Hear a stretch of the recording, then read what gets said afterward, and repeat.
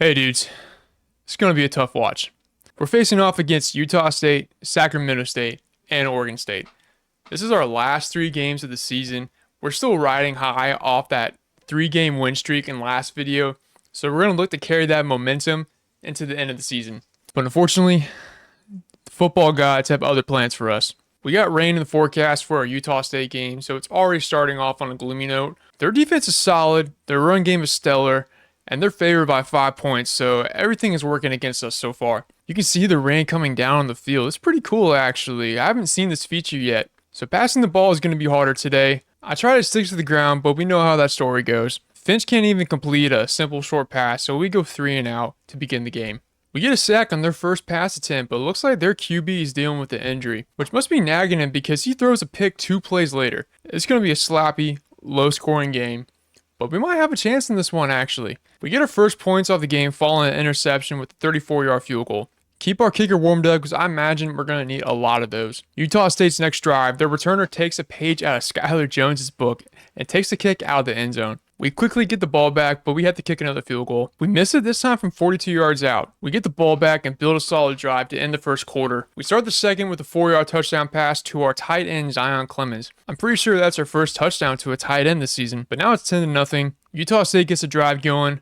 Probably the first meaningful drive of the game, and they cap it off with a short field goal. I think it's here where our offense hits a wall.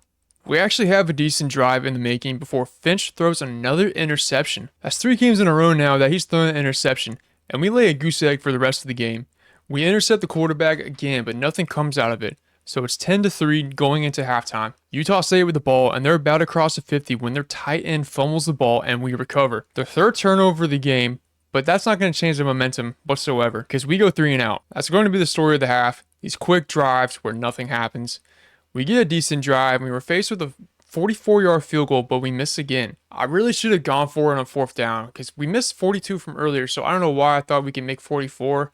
I was really just trying to push my luck there. Anyways, Utah State capitalizes on the opportunity and marches right down the field, and they score it to tie it at 10. I'm starting to get frustrated because I know they're going to run the ball.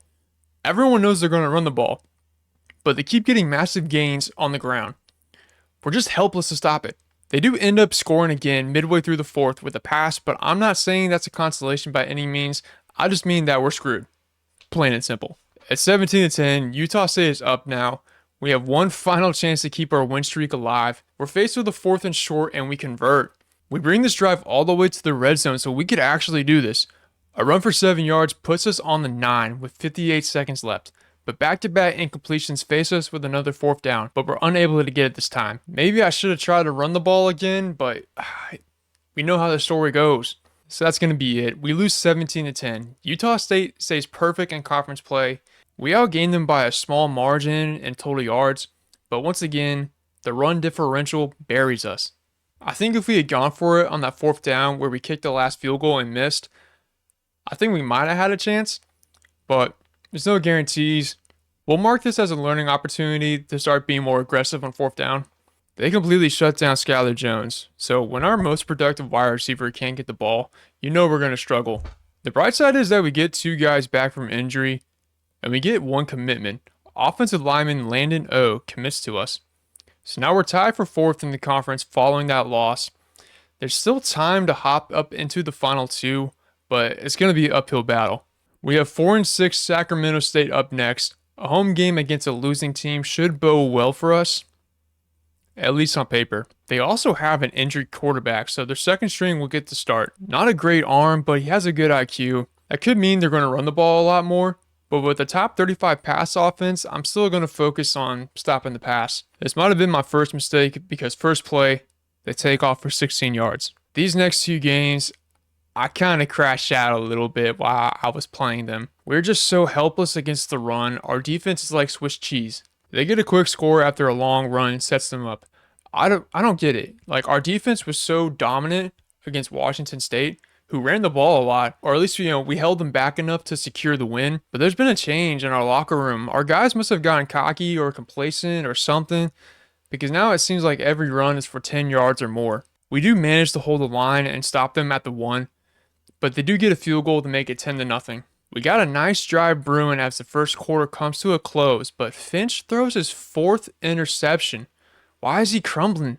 Why now? What happened? Right on the 1-2, we were so close to scoring. Maybe we can send the blitz and snag that safety? But nah, they take it to midfield where our safety Romeo Bullard comes up with another big interception. And this time we're able to take it to the end zone with a 5-yard run from Isaac Bird. We force a 3 and out and get the ball right back midway through the second. We have a great opportunity to score, but then Daniel Finch fumbles the ball on a triple option play. He's starting to become a turnover machine. Maybe this is a sign I should stop trying to run with him. They capitalize on the fumble and take us down to the 10 where we hold them to a field goal.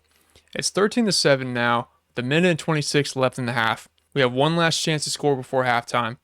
We start off with a 20-yard pass and then we get down to the red zone. With 40 seconds left, Luke Roberts barrels in from 5 yards for the score, so we're up by 1 heading into the half. Our first drive is a dud and Sacramento State comes out swinging. First plays for 55 yards, right into the red zone, and I think this really set the tone for the rest of the game. They score a few plays later, and it's 20-14. Our next drive isn't much better. A sack kills it before it even gets started. A couple drives later, we march right down the field and cap off the drive with a 5-yard touchdown pass to Justin Gunter. So we go up by 1 point. We're kind of playing a little tit for tat, but from here, it's all downhill. Fourth quarter now, Sacramento State is driving, but we hold them to a field goal. It's been a trend all season with our offense just stalling in the fourth quarter and our defense giving up monster plays. Like this 50-yard play. We're more porous than SpongeBob, I swear. We somehow hold them to a field goal, so we're only down by 5, but we give the ball right back. A sack from our safety isn't enough to keep our offense off the field when they convert a huge third down. 2:30 in the game, we give up a big 20-yard run, then they score the next play. There's still time on the clock, but I think this game is over. A decent return on the kickoff from Skylar Jones is encouraging, but it's too little too late. They stop us on fourth down and this game is over. Sacramento State wins 33-21. We were just outclassed by a backup quarterback, no less. Finch didn't have a good game. Our rush yards did reach triple digits, but I'm not really concerned about that. It's not much of a consolation. We got another wide receiver injured, but we do get a defensive lineman back. We do get 2 new commitments, safety Peter Hinojos and wide receiver Connor Holland. We have a new number 1 team in Ohio State. They have their big game against Michigan coming up. Nothing happened in recruiting, but I decided to take a look at our class ranking, and we're sitting just inside the top 50 with only 8 2-stars and 1 1-star. I'm sure this will change a lot once like every recruit finally commits, but it's nice to know where we're at. So we're going up against 6-5 Oregon State. They have a really good pass defense and a really good running offense, so they're playing to our weaknesses. It's saying we're evenly matched, but you're about to find out that's far from the truth. Remember when I said I crashed out a little last game? I straight up quit in this one. Our defense couldn't get stops. Their first score comes from their quarterback scrambling from 25 yards out. I mean, just look at his stats. It's a wonder they aren't better than they are. You would have thought we were going up against Alabama the way we played in this one. Their pass defense was something serious, but our run game was showing success in the first quarter. Finch is able to sneak in from the 1 to tie it up at 7. Second quarter now, Oregon State is pressing us with their running attack, but we managed to get a stop and they missed the field goal. The game really teased me thinking I might have a chance in this one because we can't make anything of the situation. We get another stop, but this time they make the field goal to go up 3. Our offense is seriously struggling. Their defense is like an iron wall that we can't get around. They keep pounding us on the ground. Because we're anticipating the run so much, when they pull out a play action, it's devastating. Oregon State has one more shot at scoring before the half, and they uncork a 36-yard touchdown with 5 seconds left. It's 17-7 going into halftime. We get the ball first, and I'm desperate to get something going, but we lay an egg. Finch is 4 of 14, 44 yards. He's playing like Zach Wilson out there. Oregon State converts a huge third down, and I can see the writing on the wall. They score, and it's 24-7. This whole half, it's just 3 and out, after 3 and out, after 3 and out, and Oregon State terrorizing us on the ground. They get ballsy here and go for it on a fourth down, but we stop them. Could that have been a costly mistake? We get a field goal out of it, so kinda. Fourth quarter now, things aren't looking much better. They go for it on fourth down again and convert this time. Then they score off a 33-yard pass. A short rinky-dink pass like that turns into a score. Are you kidding me? It's 31-10. It's at this point that I consider simming the rest of the game. I think I give it like a drive or 2 before I pull that trigger, but my patience is wearing thin. A drive of promise goes nowhere. We get a stop, and then we go 3 and out. And it's here where I make the call. 6 minutes and 34 seconds left in the game. Down 21 points. I'm going to sim until the end. Let's just put this misery to bed. Looks like we get a stop, but we're sacked for a safety. Then we get a fumble, but it's too late. We lose 33-10, and wow, this was an embarrassment. We collectively played our worst game, and the season comes to a very disappointing end. They straight up dominated us. Finch played terrible.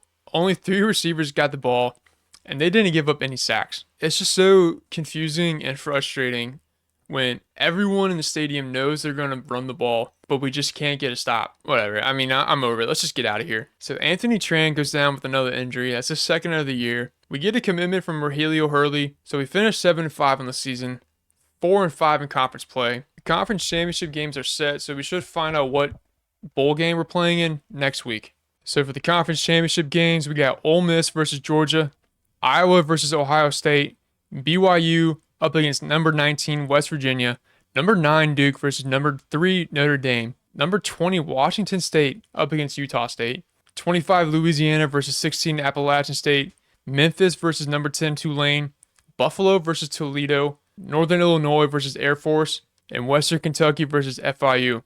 We dropped to 86 in the national ranking, so I missed my personal goal of finishing in the top 75. We have a better record than some of these other teams surrounding us, but they probably have a stronger strength of schedule, which might factor into why they're ranked ahead of us. So this is just a bye week before the conference championships. I already handled recruiting, so we'll send to the next week. Looks like Brody McGuire has committed. It says we're a 50% crystal ball, but I don't think that's right. And yeah, he's going to UTEP. Linebacker was definitely a position of need, and we might lose out on Mario Abe too. Maybe that's something we target in the portal. We have a playoff selection show, so we're going to find out who's finishing in the top 25 and who secured a spot in the playoffs. But first, we get a look at the results of the conference championships. So Georgia beats Ole Miss 42-27. Ohio State beats Iowa 17-9. BYU upsets West Virginia 41-28. Duke upsets Notre Dame 22-7. Washington State beats Utah State. Louisiana upsets Appalachian State 28-27. Very close in that one. Memphis upsets number 10 Tulane. We got a lot of upsets here. Toledo beats Buffalo. Air Force beats Northern Illinois. And Western Kentucky shuts out FIU. So here's the top 25. We got Texas at number 25 at 7-5. Appalachian State at number 24. Illinois at 23. UNC at 22. All right. 8-4. Washington at 21. TCU at 20. UCLA at 19. BYU at 18. BYU won their conference championship. They didn't make it into the top 12. That's kind of odd. But anyways, we got 17 Tennessee, 16 NC State, 15 Kansas State, 14 Michigan, 13 Virginia Tech. So now here we go. Top 12. Louisiana gets that 12th spot. Number 11 is Tulane. They lost their conference championship, but they still secured a playoff spot. Number 10 is Clemson. Number 9, Notre Dame. Number 8, Texas A&M. Number 7, Ole Miss. Alabama at 6. Penn State at 5. So now the top 4 teams who get a bye. Washington State at number 4. That's crazy. We beat a playoff team. That's wild. It'll be interesting to see if they go far at all. I seriously doubt it. Number 3 is Duke. Duke at number 3 is crazy. So then 2 must be Georgia, and that would lead number 1, Ohio State, who's a perfect 13-0. So the playoff is set. Let's see how the bracket shakes up, and we get to see the bowl game matchups. So Ohio State, Georgia, Duke, Washington State, they all get the bye. We got Notre Dame versus Texas A&M. That should be a good game. We got Louisiana versus Penn State. Penn State's got that one for sure. Alabama and Tulane. My money's on Alabama. And then we got Clemson and Ole Miss. That should be another good game. I imagine whoever plays Washington State will move on. So the bowl games are set. We're taking on Buffalo and the New Mexico Bowl. So that's kind of cool. We're getting a home field advantage in our bowl game. And we get a couple more commitments. We got 3-star linebacker Devin Levy and 3-star running back Carlos Connor. So our first 3 stars. I decided to kind of switch my philosophy for recruiting this phase. Since we're nearing the end of the season, why not bolster my roster as much as I can? I usually limit my roster by not having a surplus of players at any one position. But when there are guys like defensive lineman Wyatt Weber just sitting there, no offers, Why not take a fly on him? He's got decent stats, so I offer him. Same with wide receiver Tyler Lopez. Then I take a look at some of the recruits who aren't on my target board to see if there's any guys who've gotten like overlooked. I find 3-star tight end Ezekiel Garrison, 2-star linebacker Zane Howard, and 2-star tight end Tucker Mann. I actually like what I see from Ezekiel and Zane, so I offer them and give them some NIL. So it's awards week now, then we'll play Buffalo next week. Let's see if any of our players won some national awards. So here's a Heisman Trophy ceremony. Finalists are a quarterback from Georgia, quarterback from Illinois, a wide receiver from Georgia, the quarterback from Ohio State, and the quarterback from Penn State. So I'm going to guess it's the quarterback from Georgia because I'm pretty sure I've seen his name like at the top of the list for most of the season. So let's see who it is. And yeah, it's the quarterback from Georgia. He wins the Heisman. He's a 99 overall. That's crazy for a quarterback. So did Daniel Finch get any voting?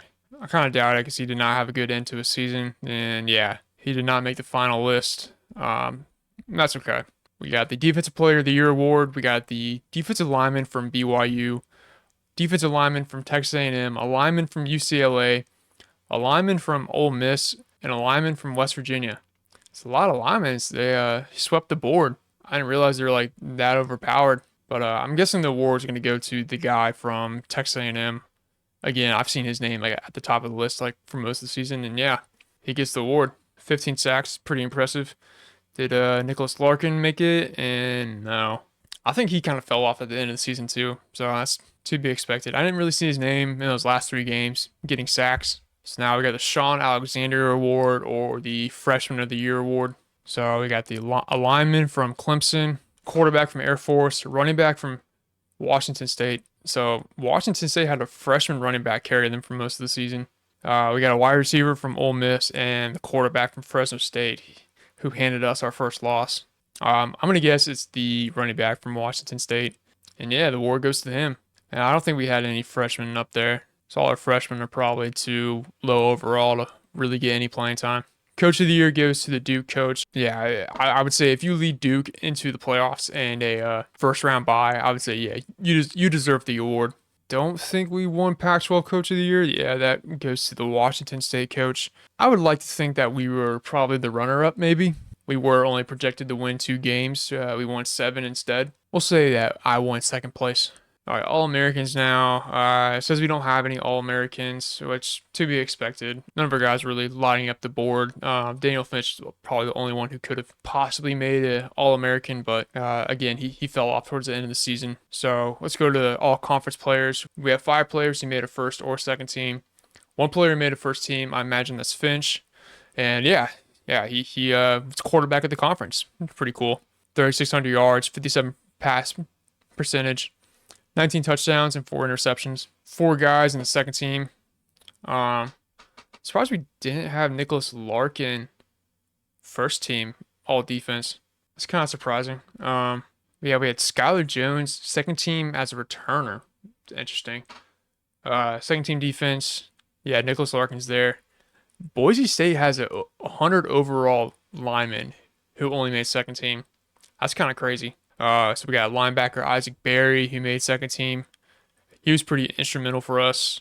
And then we got Saul Bailey, 90 overall. Yeah, that tracks. So that's cool. We got a few players, with some awards recognition. I doubt we won any of our conference awards. So we have some commitments from Weber and Lopez. That's awesome. We just offered them and they already committed like 2 weeks later. That's some good news to end on. All right, dudes. I'm excited for this next video. We'll be playing our bowl game and then covering all the off season. And I got a little surprise for you guys next video. So stay tuned. I hope you guys enjoyed this video. Leave a like if you did. I'm sorry that the season came to a disappointing end. I'm very sad about it. But we can finish strong if we win this bowl game. Consider subscribing for more. Give me a follow on X and Twitch.